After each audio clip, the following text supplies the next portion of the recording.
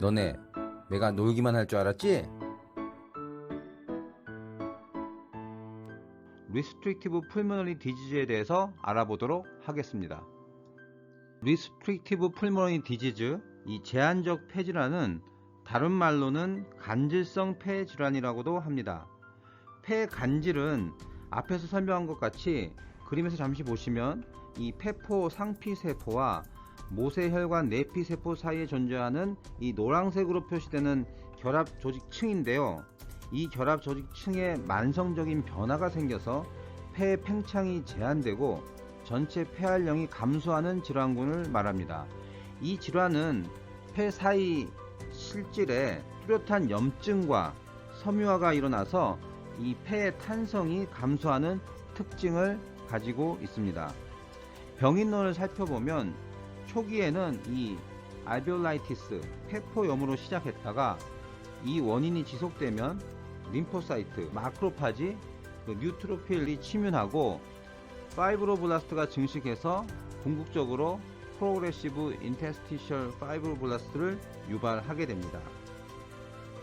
병인론을 좀 더 자세히 살펴보면 이 림포사이트가 마크로파지를 어떠한 원인에 의해서 활성화시키고 이로 인해서 이 뉴트로필을 리크루먼트 하게 되고요.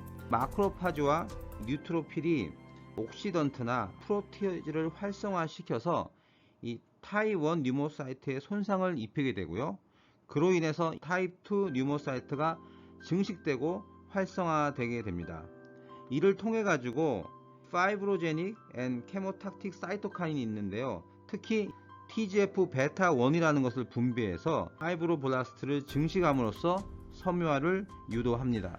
따라서 이 TGF 베타 1을 표적으로 하는 약물 개발은 섬유화를 억제하는 좋은 전략이 될 수 있습니다.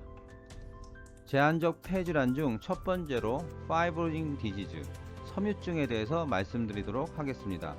이 특발성 폐섬유증은 아까 보신 대로 폐 기질이 심하게 섬유화되어 호흡부전을 야기하는 질환입니다.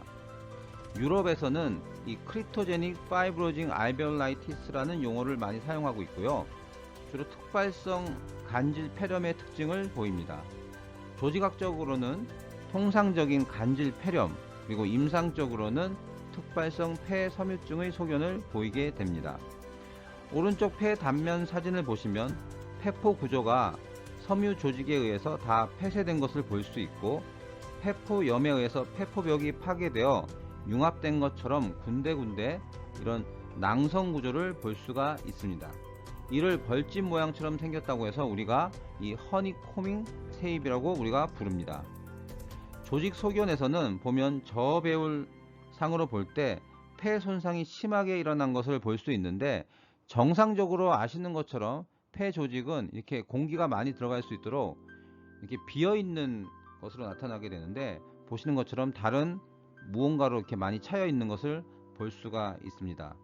또 정상 폐 조직과 염증이 이렇게 심하게 일어나는 부분, 이것들이 같이 겹치면서 허니코밍 쉐입을 현미경 시야를 달리하면서 봤을 때 번갈아 가면서 이렇게 나타난 것이 특징적이고요.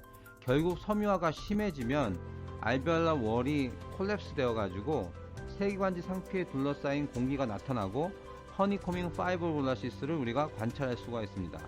보시면 허니코밍 낭성 구조가 이렇게 나와 있는데, 그 안에 점액이 많이 차 있는 것을 여러분들께서 보실 수가 있습니다.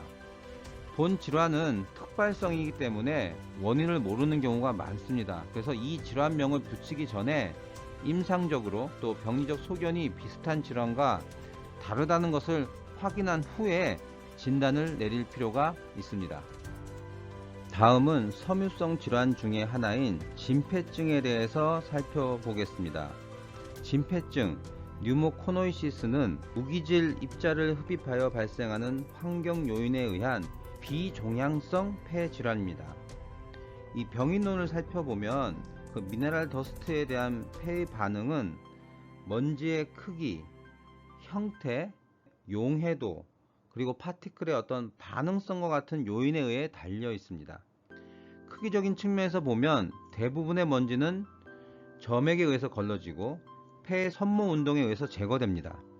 하지만 일부 파티클은 폐포까지 도달하여 영향을 미치는데 이는 마크로파지 활성화를 통해 가지고 제거되는 과정을 거칩니다. 하지만 이 알베올라 마크로파지는 폐 손상과 섬유화를 유발시키는 가장 중요한 요소가 될 수도 있습니다. 진폐증에는 다음과 같은 것들이 있는데 그 중에서 이 실리카와 아스베스토스, 즉 성면증과 규소폐증에 대해서 간단하게 알아보도록 하겠습니다. 성면증 혹은 성면과 관련된 질환은 주로 건설 노동자, 배관공 등에서 발생하는 직업 관련 질환으로 알려져 있습니다. 성면의 농도, 크기, 형태 및 용해도에 따라서 질환의 발생 여부가 달라지는데요. 한 가지 예를 들면 성면은 두 가지 형태를 가지고 있습니다. 하나는 엠피볼레고요, 하나는 설펜타일입니다. 이 설펜타일 같은 경우에는 섬유가 꾸불꾸불하고 아주 좀 유연한 느낌이 들죠. 대신에 엠피볼레 같은 경우에는 꼭 국수가닥처럼 섬유가 꼿꼿하고 뻣뻣한 형태를 띠고 있습니다. 이 중에 설펜타일이 산업적으로 주로 쓰는 성면입니다.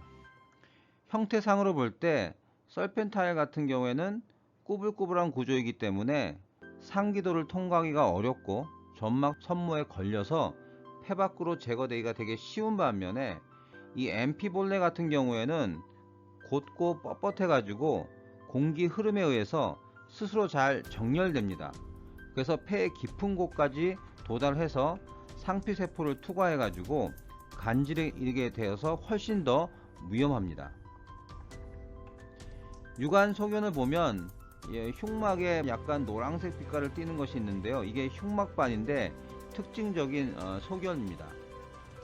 그리고 방사선 소견을 보시면 하부 옆과 이쪽에 보시면 하부 쪽, 그 다음에 늑막 쪽으로 해가지고 시작되는데 방사선 소견에서도 이런 하얗게 보이는 흉막반들이 관찰이 됩니다. 병리 조직학적 소견을 봤을 때는 이런 황갈색의 곰봉 모양의 철 함유소체, 우리가 아스베스토스 바디라고 하는데요. 이것이 보이게 되고요. 프레시안 블루 염색을 통해서 이렇게 나타내게 됩니다. 성면 같은 경우에는 암을 유발하는 것으로 알려져 있습니다. 특히 이 폐암과 중피암, 그중 중피암의 발병률이 상당히 높은 것으로 알려져 있는데요. 성면은 한 20년에서 40년 정도의 잠복기를 거쳐서 암을 유발하기 때문에 그 당시에는 우리가 성면에 노출됐을 때 그 부작용이 있다는 것을 잘 모릅니다. 그래서 부작용이 없다고 생각해서 우리가 안전하다고 생각할 수가 있지만 실제로 우리나라의 경우에 2030년에서 2040년에 성면의 피해가 최대로 나타날 것으로 예상되고 있습니다. 이러한 위험성 때문에 현재 우리나라는 2009년부터는 모든 성면 제품을 사용하지 못하도록 법이 개정되어 있는 상태입니다. 다음은 규소폐증 실리코시스에 대해서 알아보도록 하겠습니다. 이 실리코시스는 결정형의 유리규산을 흡입하여 발생하는 폐 질환으로 주로 광부, 채석광, 유리가공업자 등에서 발생하는 이 세계에서 가장 흔한 만성 직업병의 하나입니다. 이 치과 분야에서는 보철물을 만들기 위해서 기공사들이 이런 샌드 블라스팅을 많이 하는 것으로 알고 있는데 이 역시 폐에 문제를 일으킬 수 있기 때문에 주의할 필요가 있습니다. 이 규소는 결정형과 무정형이 있는데 이 결정형 같은 경우에는 석영이 훨씬 독성이 강하고 섬유화를 잘 일으키는 것으로 알려져 있어 가지고 규소폐증과 가장 많이 연관되어 있습니다. 유관 사진을 보시면 폐의 병소가 폐의 하부엽에서 발생하는 성면증과는 다르게 이 상부 옆쪽에 발생하고요. 거기에 작은 흑색 덩이로 위축된 것을 볼 수가 있습니다. 이 조직병리학적 소견을 보면 무정형 중심부를 동심원 형태로 둘러싸는 유리화된 콜라겐 파이버, 이것들이 보이고요. 특히 소용돌이 무늬 혹은 나선형으로 나타나는 콜라겐 파이버가 규소폐증의 특징적인 소견입니다. 특히 이 규소폐증은 세포 면역 체계를 억제하는데 실리카가 마이코박테리아를 포식하고 있는 이 대식세포의 활성을 억제한다고 해요. 그래서 결핵에 대한 감수성이 높은 것으로 알려져 있어서 우리가 이를 실리코 튜버클로시스라고도 합니다. 왼쪽 체스트 사진과 아래 조직 사진은 정상 폐 조직입니다. 그에 비해서 오른쪽 사진과 조직 소견은 여러분들 눈으로 보기에도 정상과 다르다는 것을 알 수가 있을 겁니다. 이 조직 사진 같은 경우에는 특발성 폐 섬유증 환자의 소견인데요. 전반적으로 폐 조직이 심한 섬유화에 의해서 이렇게 하얗게 변화한 것을 볼 수 있고, 조직 사진에서도 심한 섬유증 진행 소견을 볼 수가 있습니다. 이번 슬라이드에서는 두 번째로 제한적 폐 질환의 하나인 유가종성 질환 그래뉼로마토스 디지즈에 대해서 살펴보겠습니다. 그 중에 하이퍼센시티비티 뉴모나이티스라고 해서 과민성 폐렴인데요. 이 질환은 면역적으로 매개된 염증성 폐질환이고 주요 호발 부위는 폐포입니다. 그래서 다른 이름으로는 알레르기성 폐포염이라고도 합니다. 이는 주로 기관지 쪽에서 염증이 나타나는 천식과는 다르게 얘의 호발 부위는 폐포, 허파과리가 되겠습니다.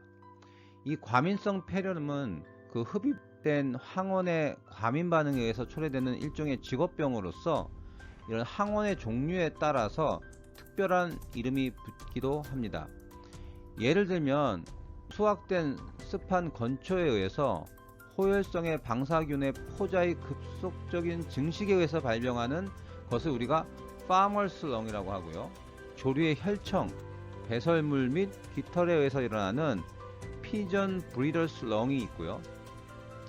마지막으로 물 저장소의 호열성 세균이 원인이 되는 humidifier or air conditioner 렁이 있습니다. 이 과민성 폐렴 같은 경우에는 과민 반응 중 이런 타입 3의 형태를 띠고 있고요. 이와 유사한 질환인 천식의 경우에는 타입 1 과민 반응에 속합니다. 다음은 유가종성 질환 중 살코이드시스에 대해서 알아보도록 하겠습니다. 이 살코이드시스는 결핵과는 다르게 비건락성 유가종에 의해서 특징지어지는 원인불명의 다장기성 질환입니다. 이 질환의 경우에는 비흡연자에서 호발하는 몇 안되는 폐 질환 중의 하나로서 이 CD4 헬퍼 T셀과 연관된 자가면역 질환입니다. 살코이드시스 환자의 90%가 보면 렁이라든지 이렇게 림프노드의 병변을 포함하고 있으며, 눈에서는 망망염, 피부에서는 결절성 홍반, 간과 이 비장이 비대해지고요. 관절염 등이 나타나기도 합니다. 체스트 엑스레이 사진을 보면은 보시는 것처럼 양쪽 측면에 바이레터럴하게 힐라 림포 아데노 패시가 관찰이 되고요. 조직 병리학적 사진을 보면 중심부에 이 자이언트 셀인 랑그란스 자이언트 셀이 관찰되고, 주요 원인 세포인 림포사이트가 이 주위를 빽빽하게 둘러싸면서 유가종의 형태를 띱니다. 이 조직 사진은 슈만 바디를 나타내는데 칼슘과 단백질이 층판을 이루는 모양을 하고 있습니다.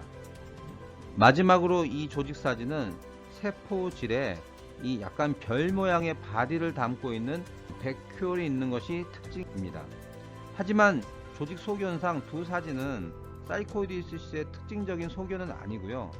유가종성 질환의 특징적인 소견이니까 이 두 조직학적 특징이 관찰된다고 해서 무조건 살코이드시스로 진단 내리는 것은 무리일 수도 있습니다.